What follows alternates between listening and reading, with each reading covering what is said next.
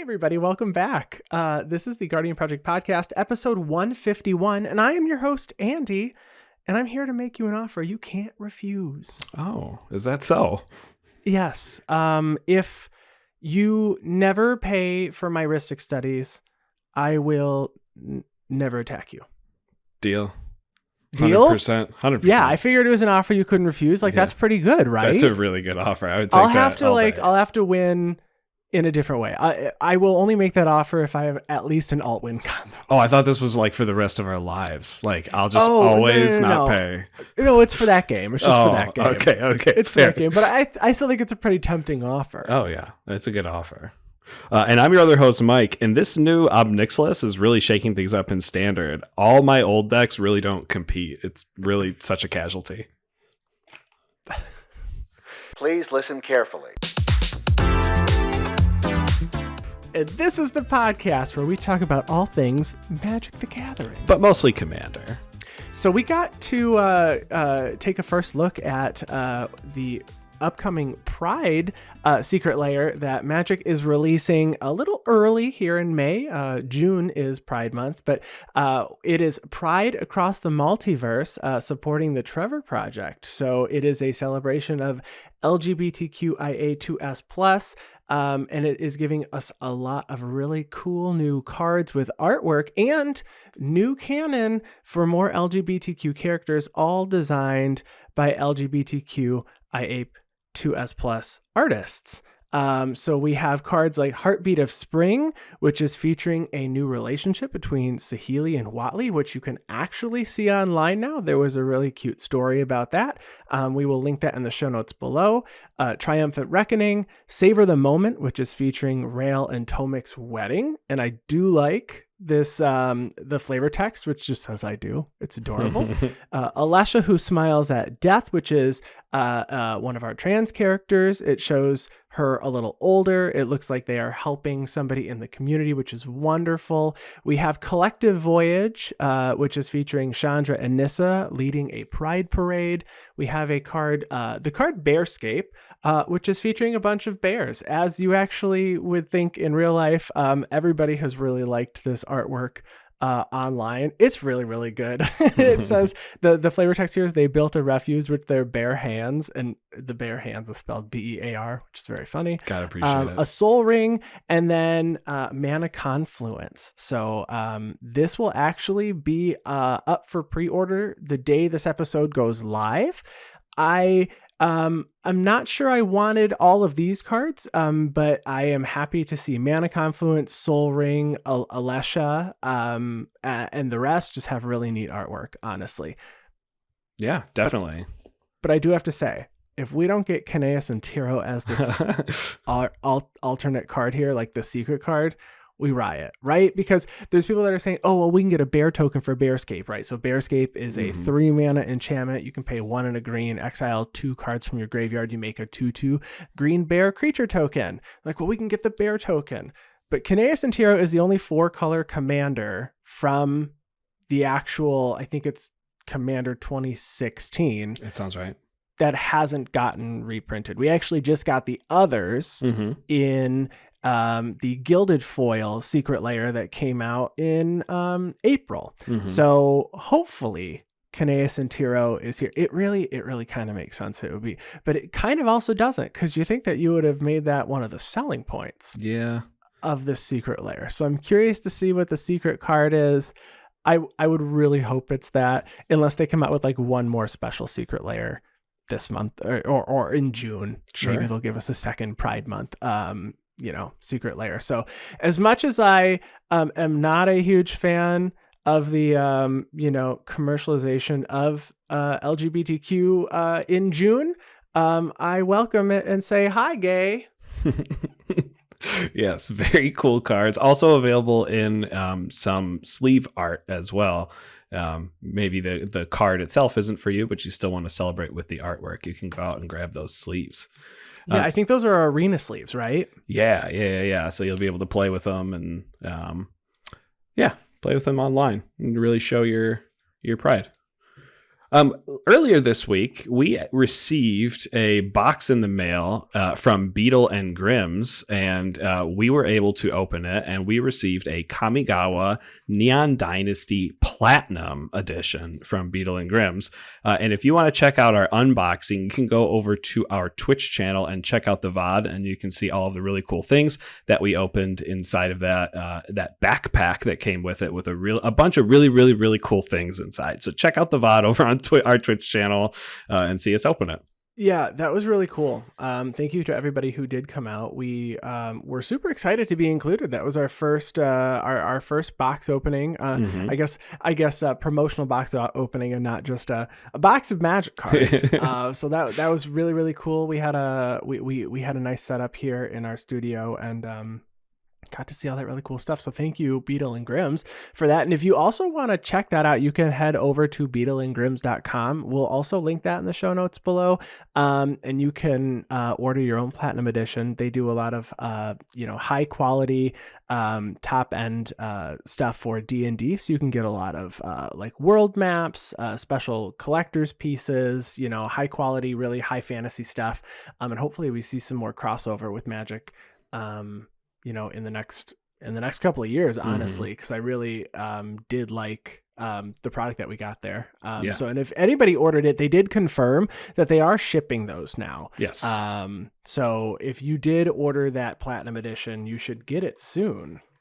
Yeah, so be excited for your LED playmat that you're going to get, because it is awesome. It is very cool. Also, this past week, the Streets of New Capenna official soundtrack did release, so you can go listen to that wherever you listen to music. I listen on Amazon Music. That's just the preferred, app that I use. It's just easier, and it works with my Alexa, so I can have that playing wherever. But there is a 26 track official soundtrack that's, I believe, just over an hour and a half long. I'm about halfway through it. It's very good so far. So if you are looking to even have a D&D session or something on New Capenna, you can play this during your session.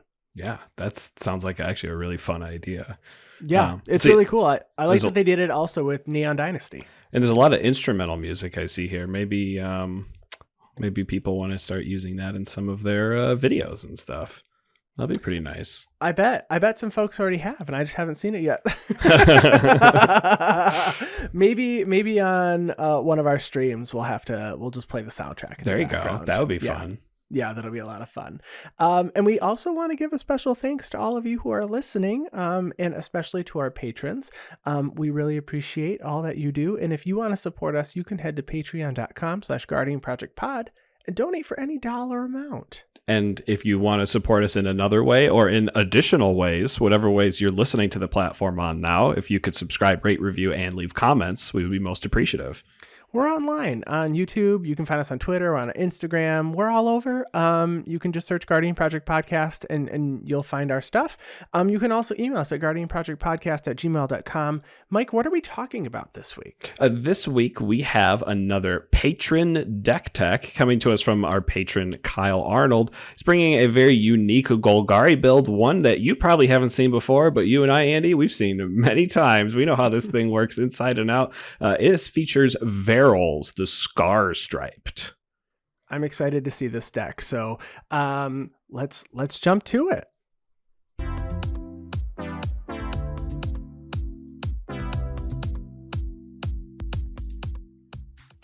So Varolz the Scar Striped. It's a really unique commander in the Golgari colors here. So we are playing with a commander that also is very unique in that it is the only legendary creature, period, in the entire game that has the mechanic Scavenge, which is really, really cool. And I guess it doesn't technically even have it itself. It gives it to everything else. So Varolz is a 2/2 legendary creature troll warrior for 1, a green, and a black. So I also like that it's a 2/2 for 3 mana value. Super affordable.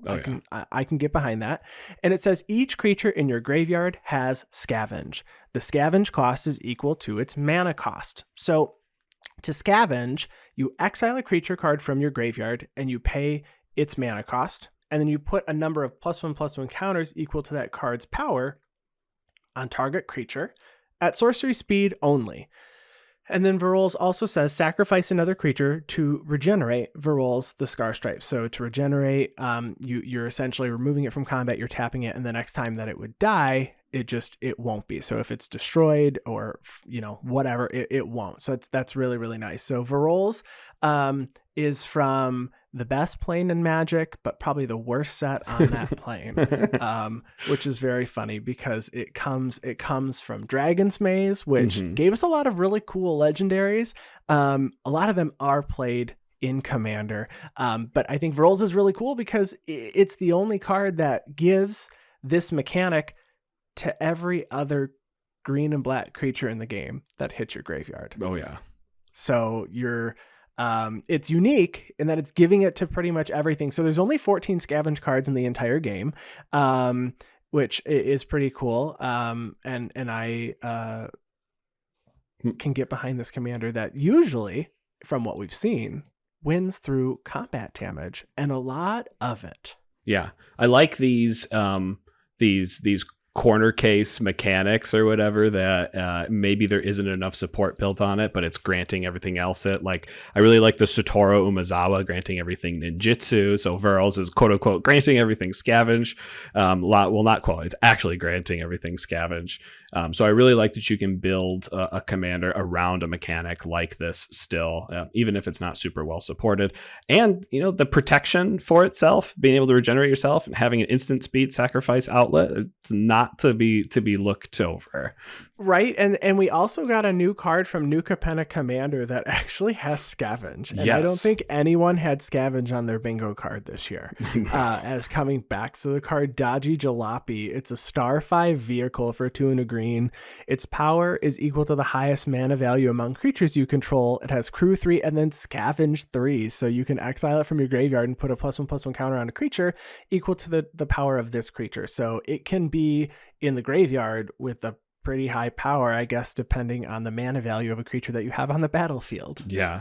I just played a precon game with that one is in the Riveters deck, the Riveteers deck, and I just played a precon game yesterday, and I was able to use that card. That card can be pretty big. I had a 7 mana demon on the battlefield, so it was 7 power. It was pretty cool. Oh, that's great. That's great. So like most of the deck techs for our patrons that we do here, we ask our patrons for a little rundown of their deck and explanation of their deck, and we got one that's actually pretty elaborate here from Kyle. So we're going to go through with his explanations, and we are going to break down this deck, and we are going to break it down by early game, mid game, late game, and then talk about some unique interactions that the deck has to offer.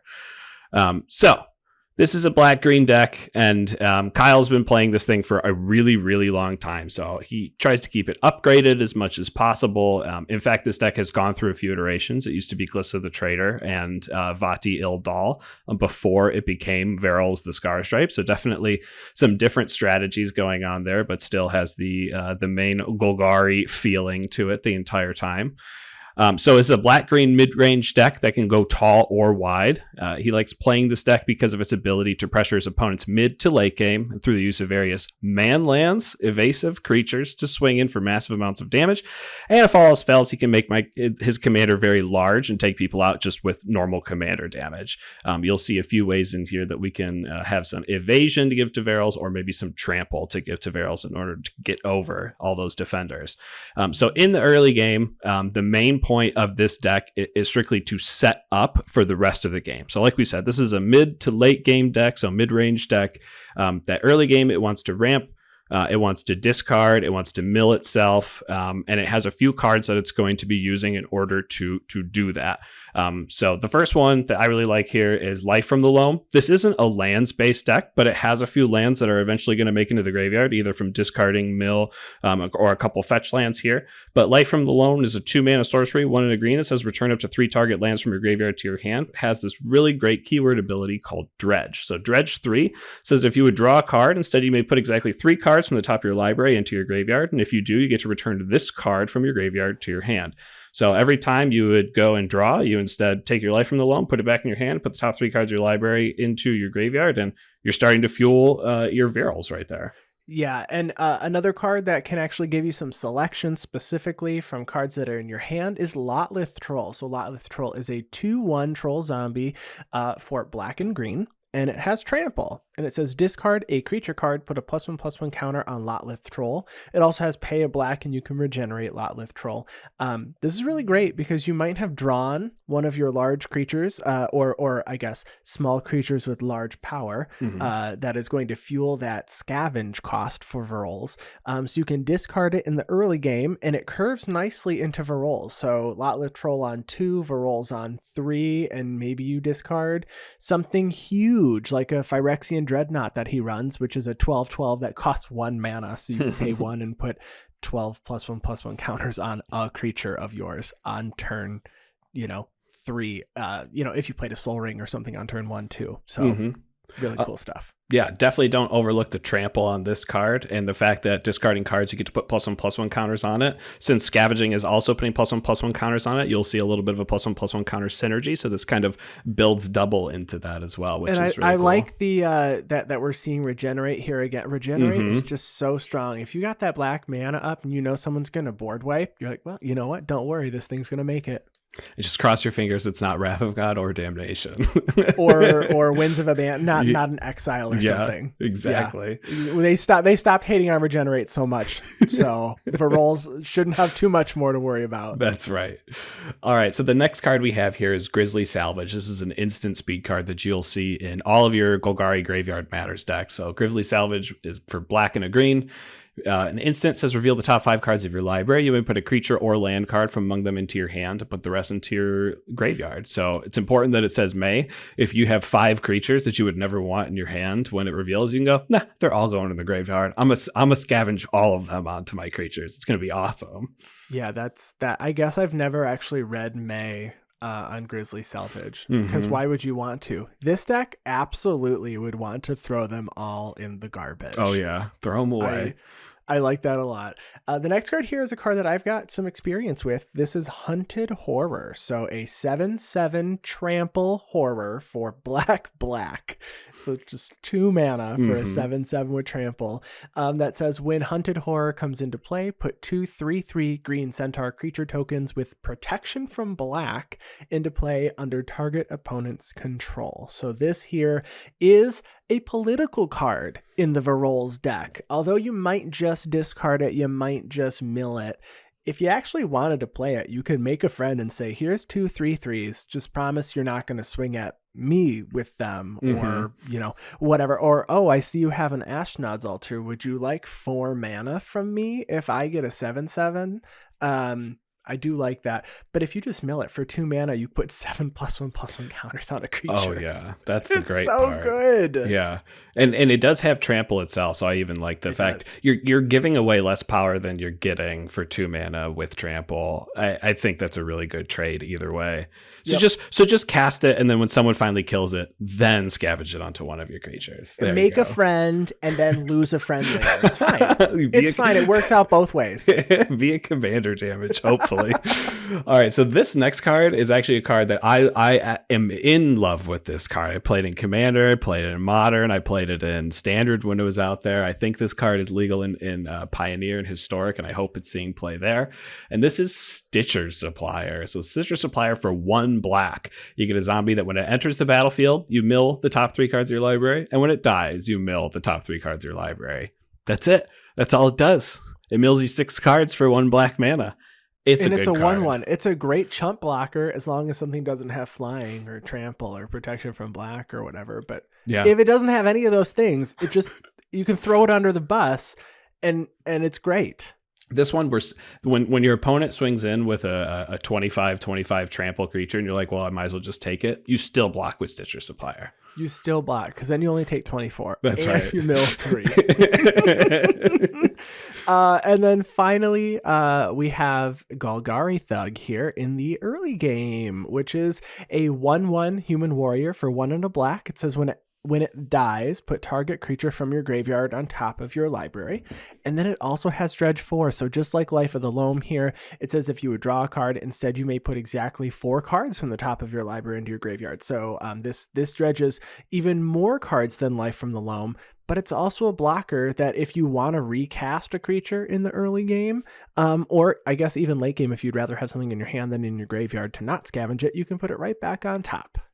Yeah, I really, we talked about a little bit before the Lotleth Troll being discarding creature cards at instant speed and stuff. So with Golgari Thug, you can discard this before your draw step on every turn and make sure that you're dredging 4 every single time. So I really like this for setting up in the early game. Make sure big old graveyard. You got to get the big graveyard so that you can start exiling everything in your graveyard to make your creatures all big and stuff. Exactly. So moving to the mid game, this is all about using effects from the early game to scavenge onto your threats. So Kyle says creatures like Mindrack, Demon, Thought Gorger, and Phyrexian Obliterator come to mind here.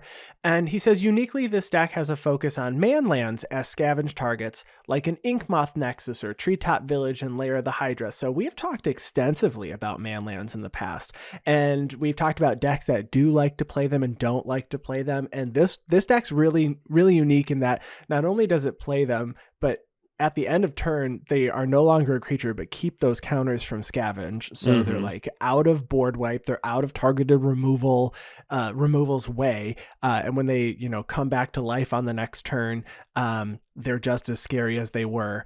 And it says the deck can close games out fast, depending on, how that game goes. And if someone does rat the board, the manlands, will keep their counter so they survive it into the late game. So if we take a look at the first card here, Mindrack Demon, it's a 4/5 flying trample demon for 2 black. It says when it enters the battlefield, put the top 4 cards of your library into your graveyard. So we're just milling 4. And then it has Delirium. Delirium says at the beginning of your upkeep, you lose 4 life unless there are 4 or more card types among cards in your graveyard. It's likely that you will hit 4. We do have planeswalkers, instant sorceries, artifacts, enchantments, lands, and creatures. So we do span the gamut of all of the different card types, I guess, that we could have here. And a 4/5 flyer for 4 is great. And even if all you were doing was casting it so that you could just mill those few cards, block with it once, you don't have to deal with that potential Delirium upkeep trigger. Now, I do think Grist the Hunger Tide being the only planeswalker in the deck, when it's in your graveyard, it might only count as a creature. Interesting. If it's not on the battlefield, it's an insect creature in addition to its other types. Perfect. So it's still a planeswalker. If you only have Grist and no creatures in your graveyard, you technically have 2 card types. Is that how that works? Yeah. Interesting. Yeah. We'd have to get a judge ruling, but we're going to say it works. Yeah, awesome. So Mindrack Demon will probably be turned on by the time you can even cast Mindrack Demon, which is pretty cool. True, probably.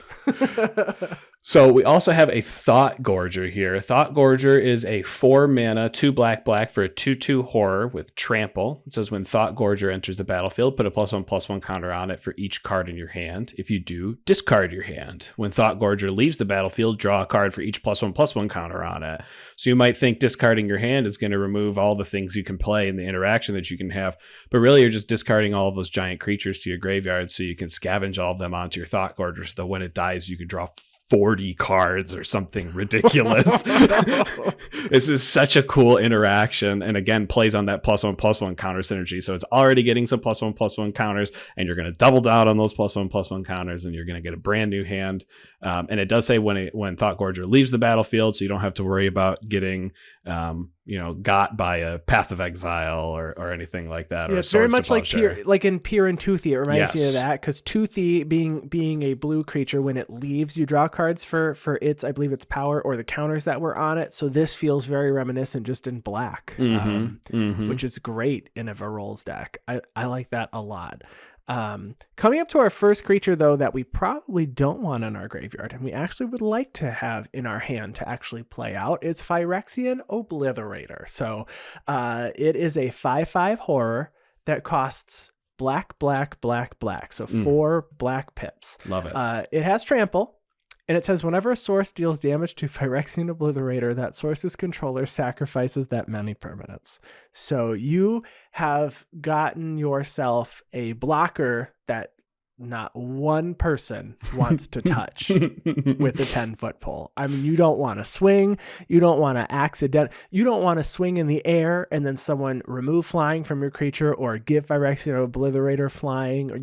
No. I'm probably not going to swing at you. I'm going to look for removal, Not in the form of like lightning bolt or blast missile or something, because that would be really bad. But I'm going to look for targeted removal that just says destroy or exile.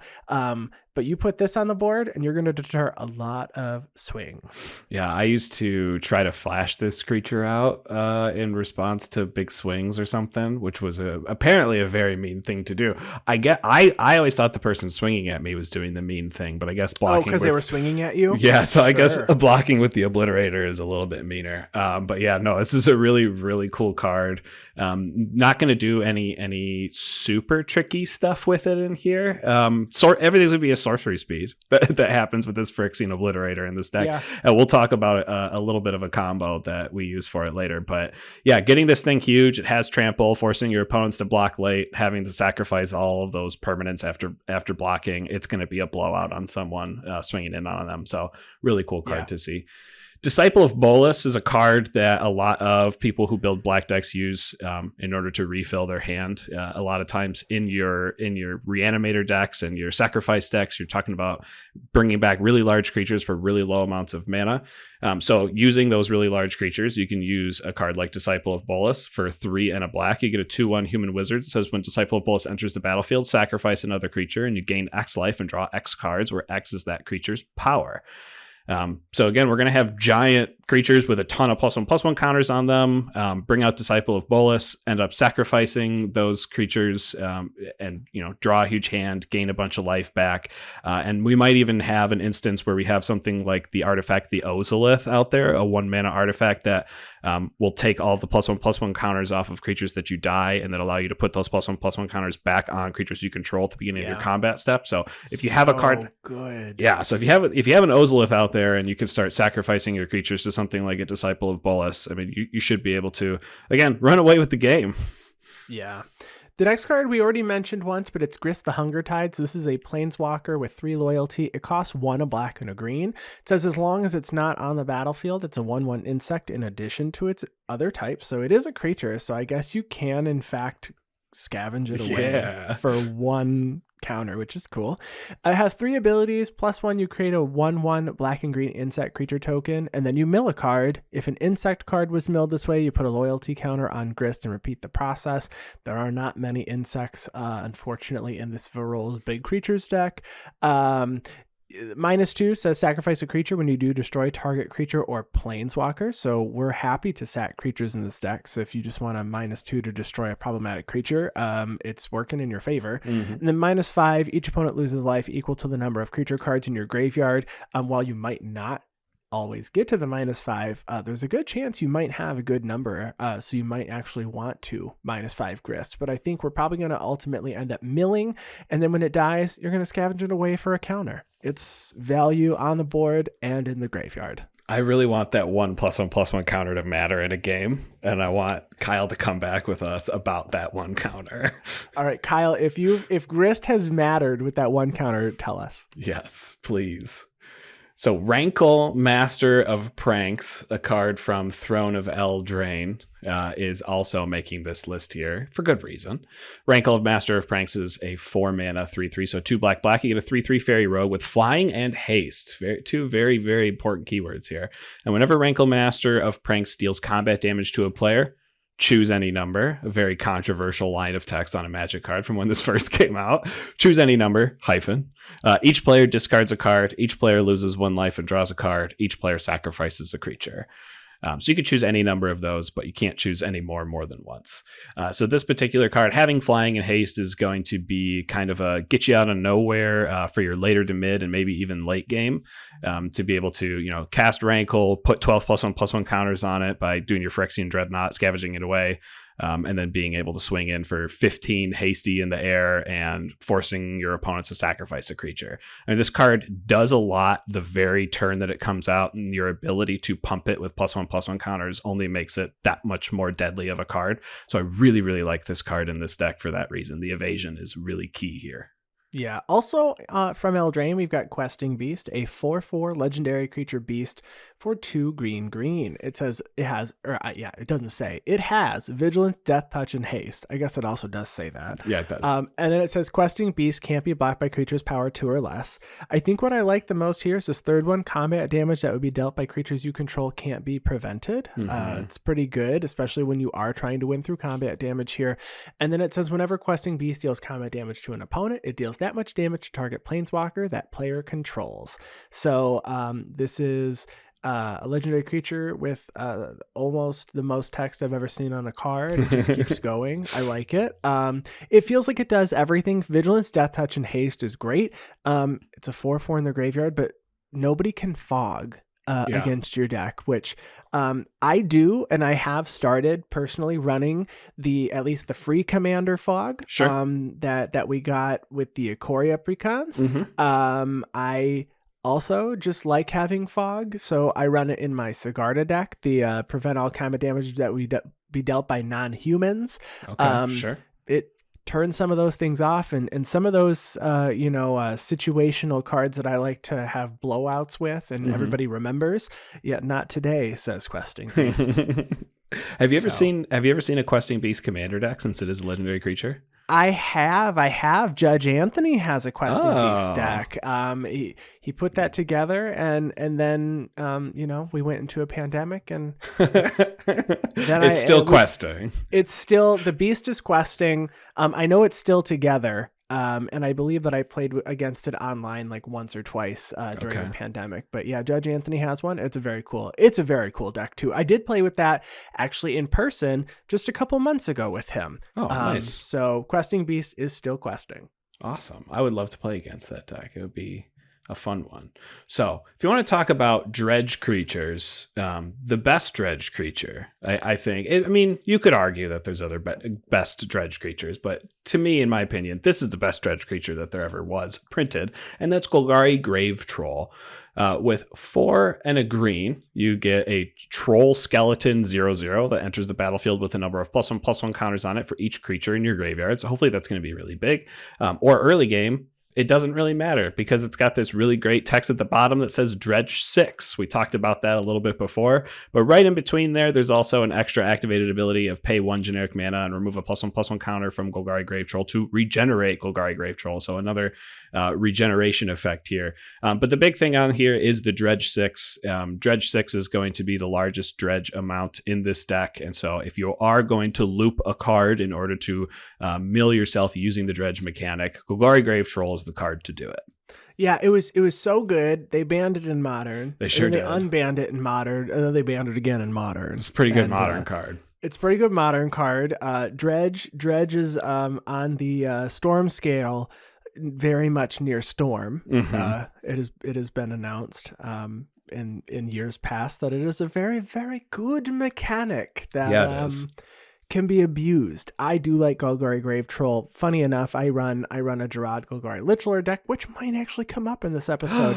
And I run it for the same reason. I just want things in my graveyard, and I don't mind if I have to cast it once or twice, or you just cast it on 5 because you couldn't find the card to start that engine, so you cast it immediately dies, and then you just start that Dredge 6 engine. So. Yes. Unfortunately, this isn't going to put any +1/+1 counters on your creatures for its scavenge, though. So this is only for dredging. It is only to get more things into the graveyard. Now, I'd like to talk about a card that has done me proud in many, many games, and that is Moth Nexus. So in the mid game, we are going to try our best to put counters on this land. So we have a couple of lands coming up here, but my favorite in this deck is Moth Nexus, a land that taps for 1 generic mana, and it also has pay 1 generic, and it becomes a 1/1 Blink Moth artifact creature with flying and infect. Until end of turn, it is still a land. So if this creature with infect deals damage to a creature, it deals it in the form of -1/-1 counters, and if it deals it to a player, it deals it in the form of poison counters. And once you hit 10 of those poison counters, that player loses the game. So you have a 1/1 flyer, flying, the best form of evasion, in my opinion. Sure. Even more, unblockable is great, but you usually have to pay for that. Flying is just flying. You're right. If you have 2 or 3 things in your graveyard that Phyrexian Dreadnought and that Hunted Horror in your graveyard, and literally 4 whole mana, you can win the game against one opponent, and then it doesn't become a creature anymore, but keeps its counters. This is so good. All you have to do is get 9 +1/+1 counters on it, and you kill people with Infect. Yeah, I think there are 7 creatures actually that can do it in one scavenge to put it up to at least 10 power in this deck. So wow. Yeah, very cool to be able to do that. There are a few other man lands here as well. If we're not going to get them through with Infect, although it's a pretty good way to get them through. It's a pretty good way. How about with a little bit of Trample in the man land Treetop Village? So Treetop Village enters the battlefield tapped. You could tap it to add a green, or you can pay 1 and a green to turn Treetop Village into a 3/3 green ape creature with Trample. So it's coming with Trample on its face, and you're going to be able to get over your opponent's creatures right into their face with a ton of +1/+1 counter. So you don't need evasion. You've got Trample. You've got Trample. I like the next one as well, Lair of the Hydra. So this one was one of the newer cards. This is from AFR, so just within the last year. It says if you control 2 or more other lands, it enters tapped. So this is a fast man land, which I like. It taps for green, and then it also has pay green and X. Until end of turn, Lair of the Hydra becomes an XX green Hydra creature. It's still a land. You cannot pay 0 for X.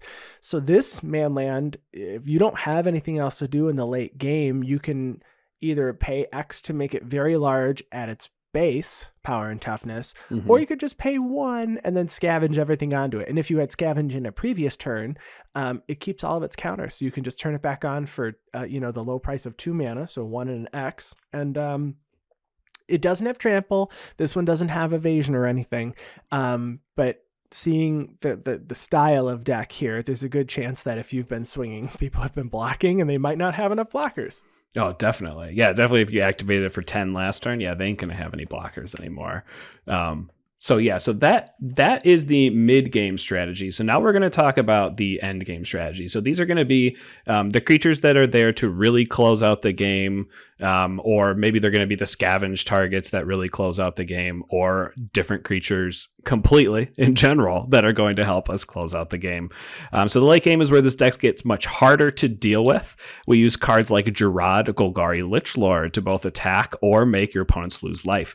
And at this point, if you can't get there with man lands, there are cards like Carnage Tyrant, Hogak, and obviously our commander that we can get through with instead of those man lands. So let's start it out with Andy's favorite Golgari commander. Oh my gosh, Gerard Golgari. Yeah, you go ahead and take this one, Andy. It's your baby. All right, so it's a 2/2 zombie elf for black, green. So it is kind of mana intensive, but it's a 2-color deck, so you probably won't have any issues casting it. But it gets +1/+1 for each creature in your graveyard. So we're throwing creatures into the graveyard. The overall shell of the Varolz deck and the Gerard deck, which I have taken a lot of inspiration from Kyle's deck in the past.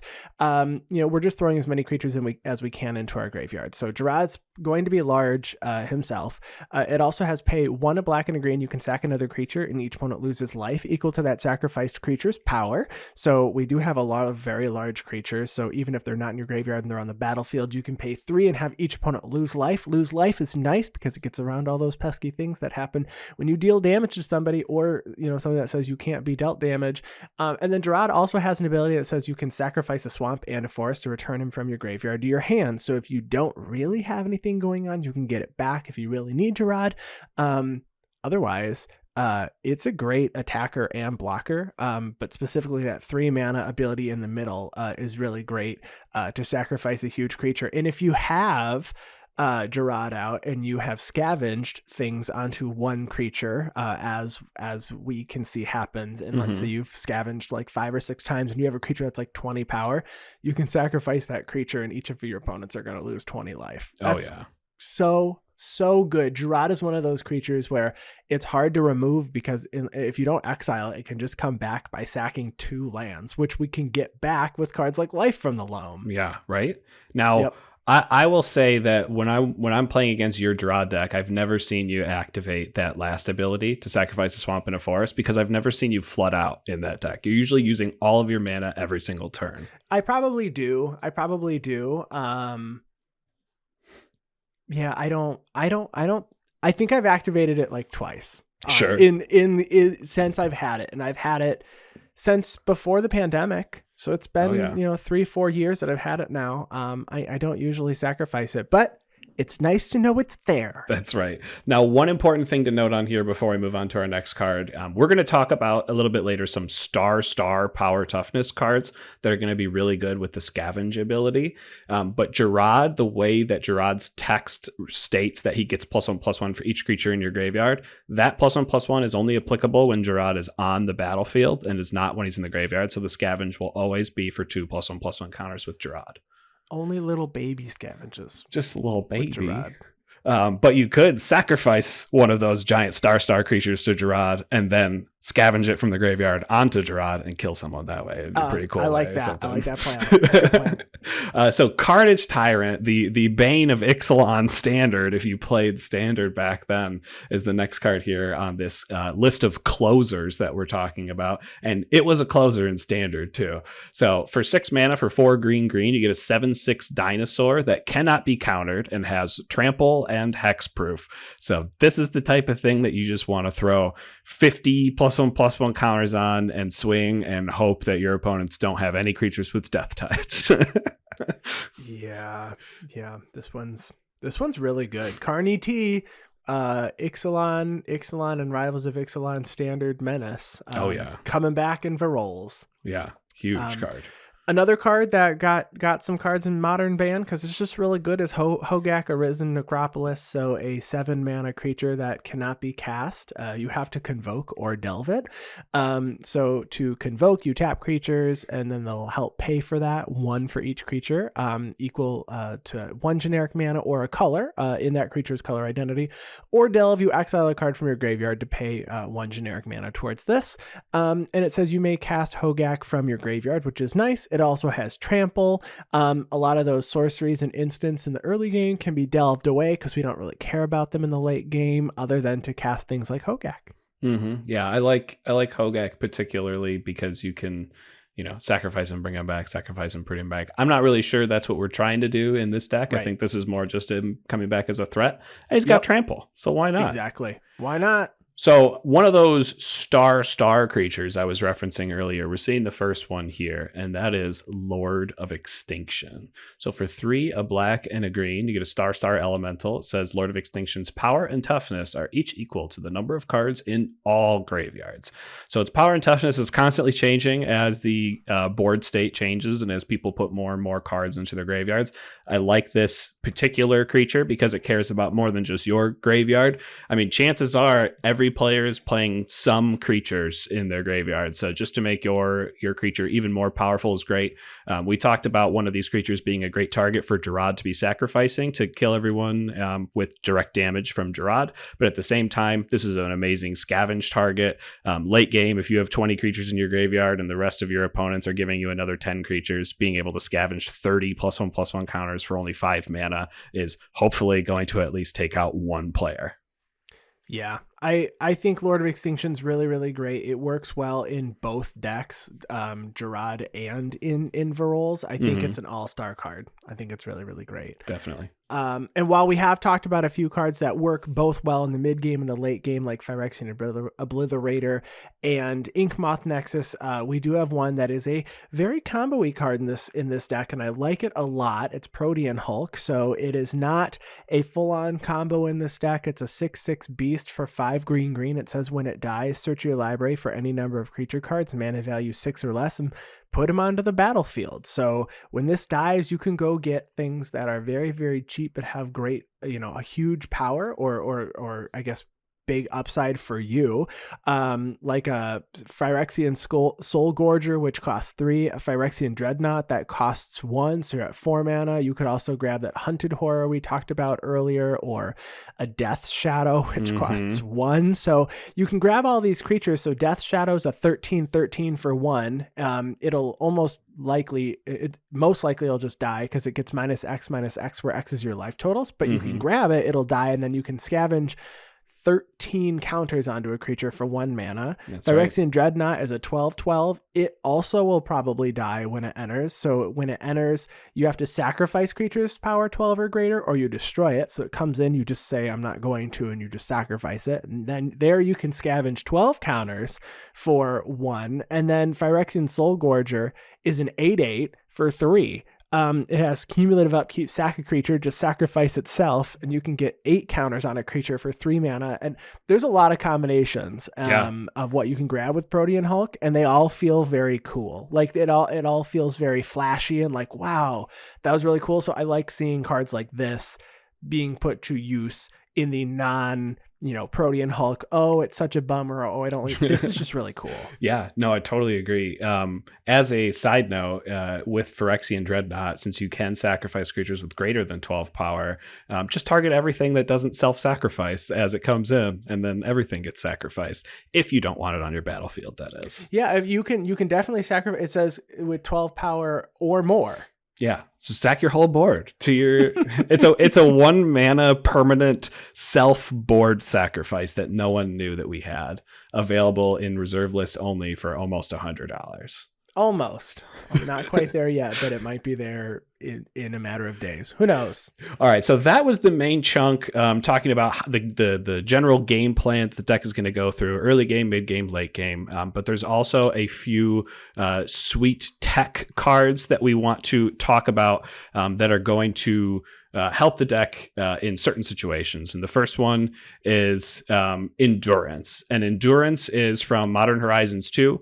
It is for 3 mana, 1 green. You get an Elemental Incarnation 3/4 with Flash and Reach. It says when it enters the battlefield, up to 1 target player puts all the cards from their graveyard in the bottom of their library in a random order, and also has Evoke, which allows you to exile a green card from your hand and put it directly onto the battlefield. So this is going to help save your graveyard in case anyone has any graveyard hate. You're obviously a graveyard deck. You really depend on your graveyard, and if you've already thrown 60 cards into your graveyard, you better hope you have this Endurance to save it when that happens.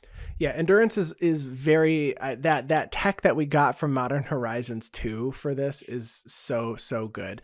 I like Tortured Existence here. It's an enchantment for 1 black. It says pay a black, choose and discard a creature card, and you can put a creature card from your graveyard back into your hand. So if you want to, recast something and get double value, maybe you have something that you want to cast and watch it go to the graveyard again, or you accidentally mill something that you really needed. Maybe you milled that Endurance and you need it in your hand, discard something, get it back, and you've got some protection to reuse and recycle here.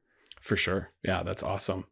Voranklex Monstrous Raider is going to be in this deck. It's the creature version of something that you definitely want, and that's doubling your +1/+1 counters. And we know that there's ways to do that with enchantments and everything, but this one on a creature, especially one with trample and haste, is really good. So for 6 mana, 4 green, you get a Phyrexian Praetor 6/6 with trample and haste. Said if you would put 1 or more counters on a permanent or player, put twice that many of each of those kinds of counters on that permanent or player instead. And if an opponent would put 1 or more counters on a permanent or player, they put half that many. That part of it is actually not that important. It's more just doubling your own +1/+1 counters. We'll go right back to Phyrexian Dreadnought, using 1 mana to get 24 +1/+1 counters onto your hasty trample Voranklex, so that it can be a 30 power the turn that it comes out and swings. This is one of those wild cards, right? If it's not a deck that we play, right? When we watch for new cards that come out, it's not something that I immediately recognize and just go, oh my gosh. I mean, there's some cards you see that, but I'm not immediately going, oh, that would work really well as tech in Varolz the Scar Striped. But honestly, this card's bananas in this deck. Yeah, people might look at it and go, oh yeah, big green creature. Of course, big green creature works. Like, no, everything on this card works for this deck. Everything on this card works with the mechanic we're giving every creature in the graveyard with That's Scavenge. right. Oh, That's right. So good. Sometimes you just need your creatures to be able to swing sooner. And I really am a big fan of Concordant Crossroads, a card we're getting a reprint of in a secret layer. So that's exciting. So Concordant Crossroads is an enchantment, an enchant world card. And it says creatures, this is everyone's, not just yours. It says creatures can attack or use abilities that include the tap symbol in their activation as soon as they come into play. So all of your creatures are getting haste. Essentially, they're not getting haste, but they can swing right away. So if you want to be able to drop something and scavenge a bunch of stuff onto it and wreck face all on the same turn, you can for the low cost of 1 green mana. Just so you know, the updated text does actually grant all creatures haste. Oh, it does. They all have haste now. Yes. Ooh, I like that. Okay, great. So everything, if you play Concordant Crossroads on Arena, everything will say the word haste. And you can block it with Gingerbrute. You can block with Gingerbrute. It matters. See? See? I like that. Yeah, Concordant Crossroads is just such a good card. And I think we've mentioned it before. It's one that I'm really glad we got a reprint of because I think there's a lot of people that were priced out of this card, like majorly priced out of this card because it's $45. Yeah. It's so expensive. So I'm happy to see that this card got a reprint, even after having been reprinted even once previously in one of the white border sets. For sure.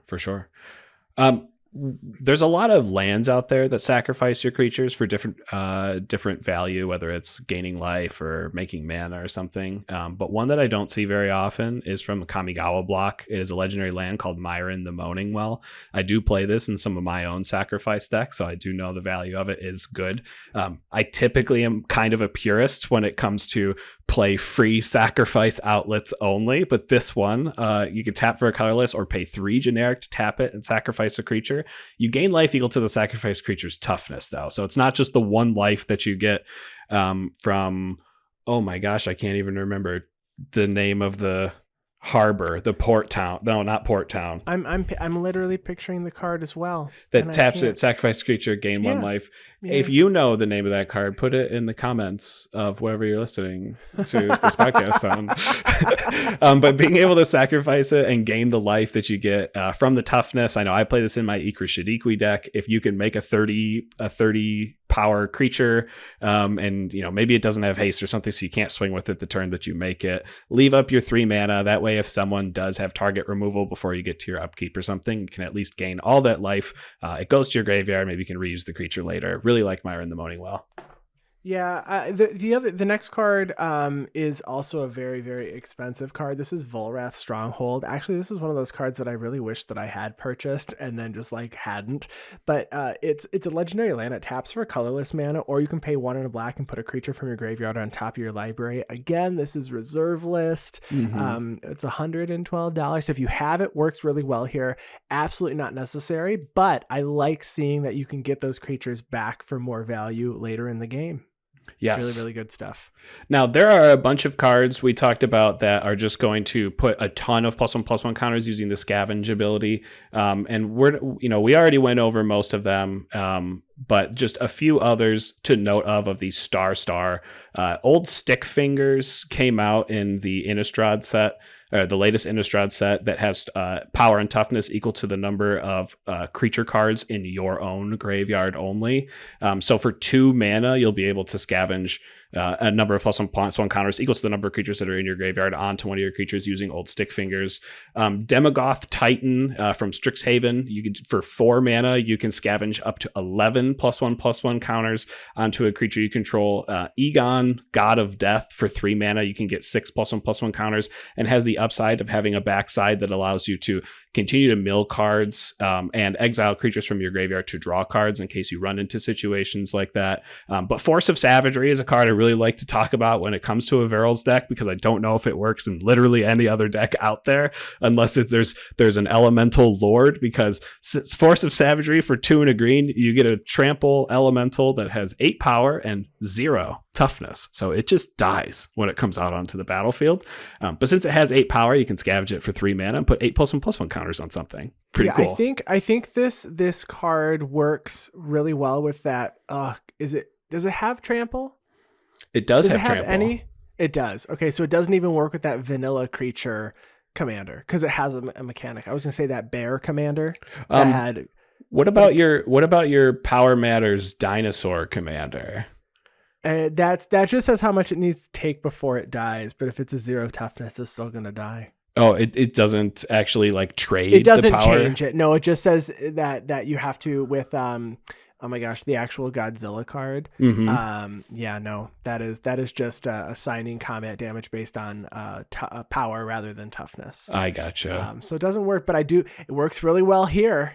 Yes. An 8-0 from Future Sight. Yes. There's also a card called Splinter Fright. For 2 and a green, you get a star trample. Its power and toughness is each equal to the number of creature cards in your graveyard. Also allows you to mill when it's on the battlefield, but we're not going to mill it because we're probably going to put 12+1/+1 counters on stuff.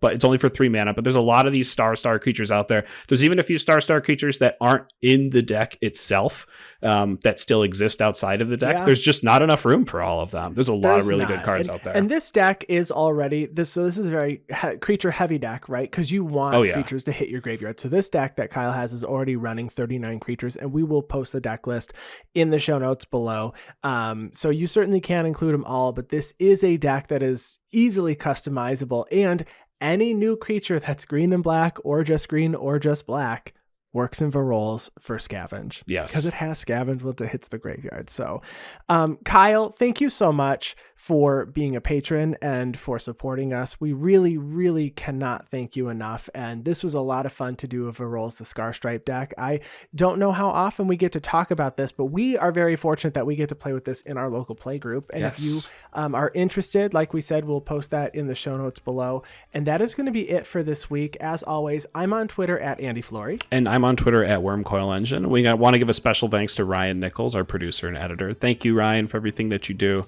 And Chris Wolf, who handles all of our graphic design. Check out all of the work that he does over on our YouTube channel and our Twitch page. Thank you, Chris, for everything that you do. And if you're listening to this, you should definitely check us out on all of the social medias and everything, and send us comments about what you want to listen on future episodes here coming up on the Guardian Project. We're open for suggestions. Not that we've ran out of ideas or anything like that, but we want to hear from you. We want to interact with you guys, and we know we're getting more and more listeners trickling in. So if you haven't interacted with us yet, come on and hop in our Discord or send us an email or whatever. I challenge you to send us an email. We don't get a lot of emails, so send us an email, and we will chat with you all next week.